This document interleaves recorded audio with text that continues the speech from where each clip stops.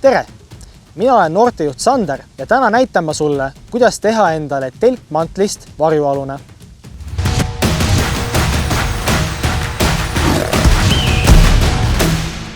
Laagrites ja matkadel on oluline hoida enda riided ja varustus kuivana, sest märjad riided võivad sinu kehatemperatuuri viia ohtlikult madalale ning näiteks märg seljakott võib hakata seljas hõõruma.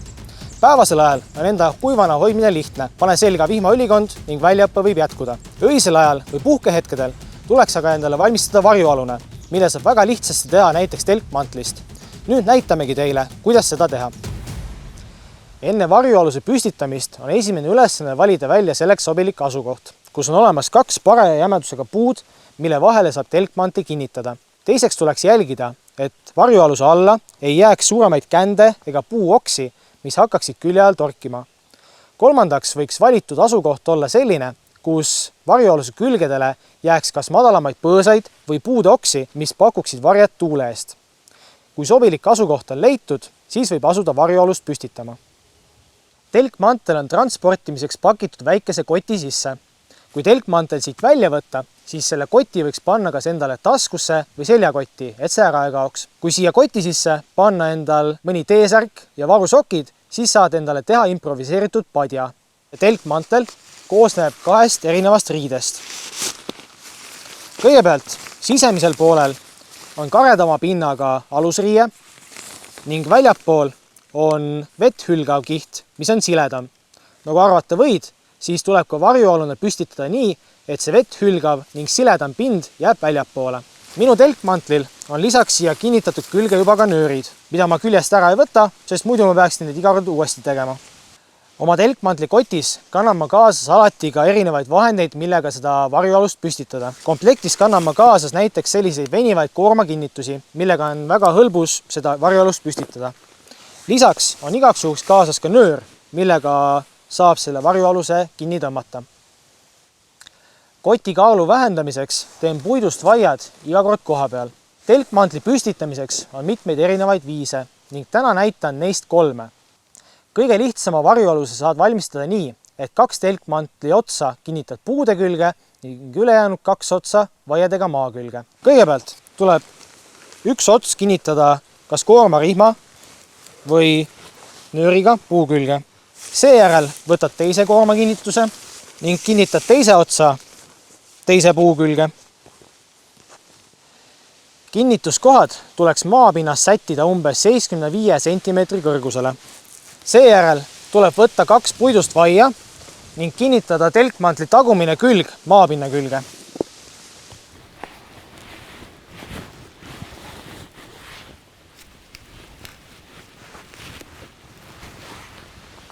Sellise varjualuse eeliseks on see, et seda on väga lihtne ja kiire püstitada. Küll aga võib selle miinuseks lugeda seda, et suurema vihma või lumesaju korral võib siit eesmisest poolest midagi sulle sisse sadada.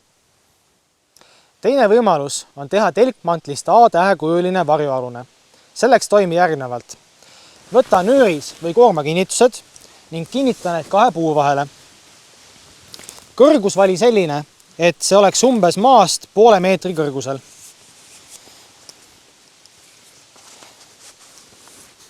Nöör tuleks tõmmata võimalikult pingule, et ka varjualune saaks võimalikult pingule tõmmatud.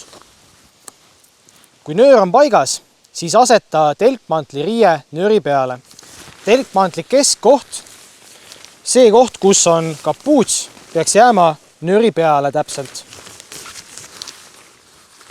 Kui riie on paigas, siis pinguta riie puidust vaiadega.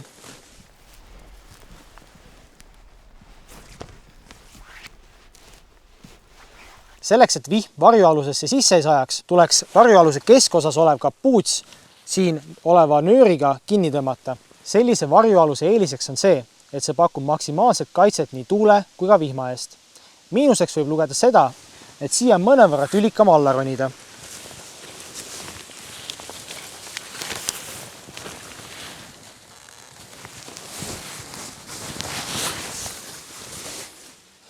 Kolmandaks võimaluseks on teha telkmantlist püramiidi kujuline varjualune. Selleks võtta koormakinnitus ning pane 1 telkmantli ots puu külge, umbes meetri kõrgusele.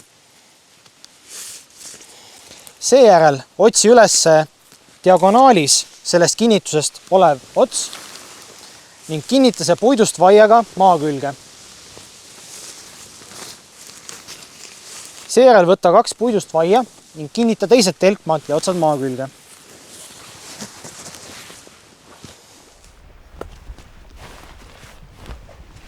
Sellise varjualuse eeliseks on see, et oma kuju tõttu on ta lihtsasti varjatav. Miinuseks võib aga lugeda seda, et kuna tal 2 külge on lahti, siis on ta ka tuulele üsna avatud. Kui oled endale sobiva varjualuse püsti saanud, siis tee valmis ka mõnus pehme küljealune. Selleks sobivad värsked kuuseoksad, mis tuleb laotada ühtlaselt kogu telkmantli alla. Kui kuuseoksad on paigas, siis selle peale aseta enda magamisalus.